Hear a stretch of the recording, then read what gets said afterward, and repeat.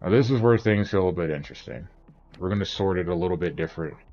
We'll look at starting pitchers, just kind of break it down my group. So from starting pitchers, you see Lance Lynn, Miles Michaelis. Why am I not surprised? Look at that ERA, 1.59. Dude is just, it does not matter what version of Miles we get. He always produces. So happy to see that. Gibson, though, has been very solid. He's an older guy, as is Gray, but we've gotten great production out of him. 0.69 whip, 2.31 ERA, and hopefully that will continue to be a thing. Matt, we'll have to see about him. He, well, I guess we'll say we'll have to see. He's only started one game.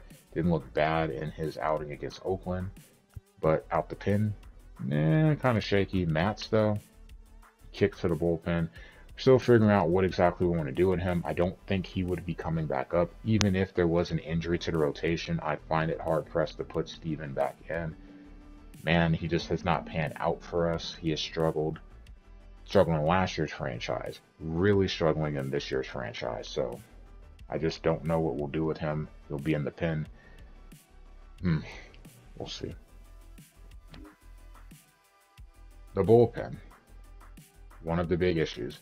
So, Kittredge, best of the bunch, one of the best of the bunch so far.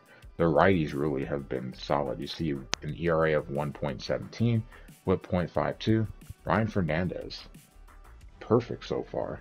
No runs allowed, whip is 0.5, really, really good. Zach Thompson, he did have a loss, but still, his whip is 0.72. Just got to keep the ball in the ballpark. 14 strikeouts over 9 2/3 innings. Like to see that. The big issue, though, is JoJo Romero. An ERA over 8, a whip over 2.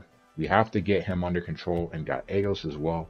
Even though his ERA is 1.8, his whip is also 1.8.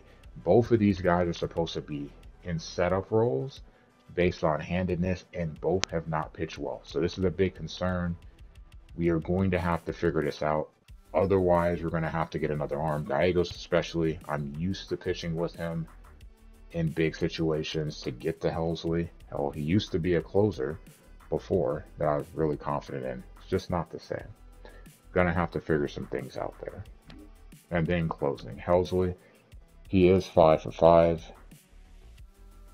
in terms of actual save. I think he has a blown save, but really, he's 5 for 5. It came in extras. No one's really worried about that one. But he's been pretty solid for us, as you can see. ERA is 0, whip 1.25. In extra innings, he gave up a hit to blow a lead. No one's worried about that. Production for the bats. That is something to worry about, and we'll have to look a little bit closer at this. Now, again, this is early in the year.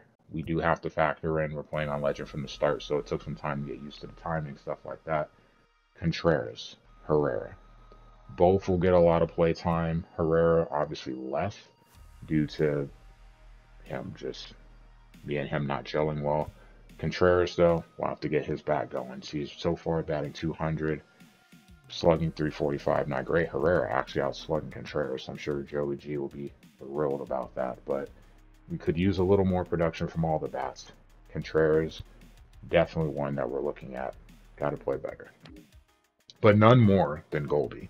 Goldie is the one that is by far the most concerning. Now, he's had a game where he had 2 home runs. He started to pick up the bat a little bit, but still, he's sub 200. OBP is just 208. Though, he has driven in 8 runs and does have 3 home runs. But he did have a 2 home run game. So Goldie is going to have to get his bat going. You know he's going to be declining. He's past the 10 years of MLB service. That's typical in franchise. Once they hit that number, they start to drop down. He's only going to get worse. But we do need him to produce. He's in the last year of his deal. I'm aware of that. I would never trade Goldie. Right? We'll see. Second base. This has been an interesting one. So usually I go with Donovan. Donovan is a better contact hitter. But Gorman has the raw power. And obviously, I would like for Gorman to be the guy to really develop. Gorman hasn't had the amount of plate appearances, but He's been more productive. He has hit better. He's batting 259. His slugging is 630. Not only is he hitting home runs, he's getting doubles too. So you love to see that. And he's driven in 5 runs. Granted, Donovan's not going to drive in 4 in the leadoff spot, but Gorman has been able to get on base more, and when he does, he's able to do more damage. You see the power numbers, 92 and 78 compared to the singles machine here. But obviously Donovan, higher vision, higher contact, far more reliable. And if we don't start Donovan, we have an issue at the top of the order. These are things we'll have to figure out. At third base, Arenado's injured, so he's going to miss some time, hopefully back soon. But still, batting 250, 296, 500 slugging, that's not terrible. Double digits in runs driven in, 11 last year's franchise. We didn't have anyone break 100, so at least we're looking like we're going to have someone do it this year. Carp, 4 home runs, 8 runs batted in. Terrible average, but a work in progress. OPS of 594, Arenado leading the team with 796. Carp will need to get on base a little bit more. He also is going to struggle given his age and MLB service. Arenado not dropping off, fingers crossed. Be a little bit later for him. But these two guys will have to produce, especially Carp. We kind of have a batting leadoff cleanup. Sometimes third, sometimes fifth. Still trying to figure out where exactly we want him in the lineup. He can still produce, even though his attributes may say otherwise. For me, he still produces, and as long as he does, he will continue to have a vital role on this team. At shortstop. Now here's definitely a concern. Not as big as Goldie, but one we're aware of. Mason Wynn. 5 hits on the season as a starting shortstop. He's driven in 2 runs. He's at the bottom of the lineup, so runs isn't, RBI, not something I'm worried about. But granted, when people aren't hitting, you're not even going to have an opportunity to drive him in anyway. But he's not getting on base. But when he does, look at it, he's got 5 hits. He has 4 stolen bases. So he is being productive. So he's got 5 hits. He's been walked 3 times. So half the time that he gets on base, he steals. This, though, is bad. 22 strikeouts. Got to work on that. Got to get him going. If he can get going, that means guys like Edman and Donovan will be, and Goldie for that matter too, will be in situations much more favorable with the bat in their hands. Crawford off the bench, 250, OPS of 705. Obviously not a ton of at-bats, but over the course of the season, he'll get some time. We'll just have to see how things go. Left field, Jordan Walker. Again, another bat that's struggling. Not super concerned. He's got 3 home runs, 4 runs driven in, and a stolen base. More, if anything, I'm concerned about his fielding. That needs to improve for sure. We're training on that. I'm not even worried about his bat. I'm worried about his fielding. But it's a work in progress. Average of 183. We'd love to get that up. OPS over 600. I'm more concerned with just him getting on base right now. Tommy Edman and Dylan Carlson. So Edman playing center field as opposed to being a middle infielder as he's been to this point in franchise. Batting 194.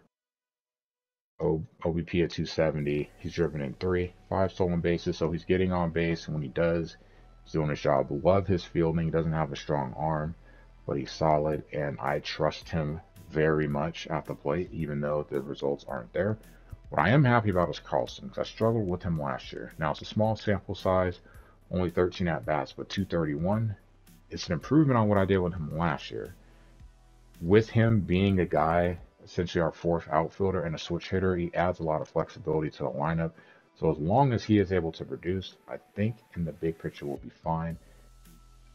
He's not going to get a ton of at-bats, but it's a guy that's at the bottom of the lineup that you can trust to get on base. I like it. Obviously, like to see that average go up, but hey, OP of 412, we'll be happy with that. And then lastly, right field, Newbar. Batting 226, OPS of 734, 3 home runs, 7 runs driven in. Surprisingly, have him so low in the lineup. Probably need to boost him up, especially with high clutch. Just finding ways for him to get at bats for guys on base. So far, he's been really solid with driving in 7. We hope that he has a gear good enough where we can put him maybe 6th fifth in the lineup, that would be great, especially if Carp's batting third. You potentially would have Carp third, Arenado 4, and then Newbar 5. That wouldn't be bad. And then the rest of April. So we have another opportunity here to get above 500 in the finale against Oakland. A day off, and then we're home for 6. So we're going to get Milwaukee. We're not going to face Woody, so that's going to be something that helps us. And then we're going to face Arizona, and we're not going to face Kelly. So again, potentially something else that helps us. A good opportunity to potentially get above 500. And we got the Mets on the road and the Tigers on the road to close out April. So given what we've played so far, the Dodgers, the Padres, the Marlins, the Phillies, we're going to see the D-backs twice this month. If we finish anywhere around 500, I'm thrilled with that. The fact we're 9-9 to me is a major, major plus. We'll see how things go the rest of the month and see if we can get above 500, start pushing the Reds, and see if we can gain some ground on them. That's it. Thanks for watching. We'll catch you in the next video. Cards franchise. Let's get some wins, St. Louis, but more importantly, let's get some hits.